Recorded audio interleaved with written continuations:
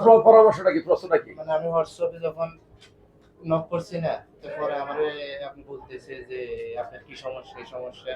হ্যাঁ, দেখেন এই সমস্যা, আমি আপনার একটা ফাইল দিতেছি। মানে আমি সাইজে কথা বলতেছে, আপনি সাজা না, এখন অনেকে তো হোয়াটসঅ্যাপের মধ্যে অনেকে লক তো করতেছে। ভাবতেছে যে আপনার লোক। হ্যাঁ হ্যাঁ, এরকম তো দেখা গেছে এখানে কোনো আপনার লোক না, বা বাইরের লোকে আপনি লোক আমার হিসেবে- রিয়েল আইডি ফলো করবা, রিয়েল আইডি থেকে কেউ কোনোদিন এই কথা বলবে না।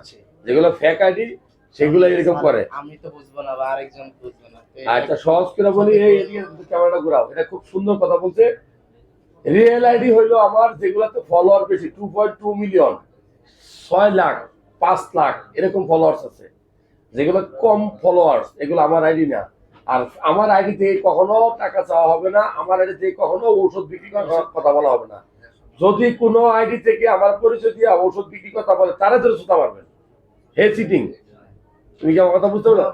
এই ভিডিওটা ভালো লাগলে শেয়ার করবেন। আমার আইডি থেকে ওষুধ বিক্রি করা হয় না, আমি ওষুধ বিক্রির সাথে জড়িত না। যদি কেউ আমার নামে বিক্রি করে, তাদের নামে আমি তো মামলা করছি, ধরিয়ে দিবেন। ঠিক আছে স্যার।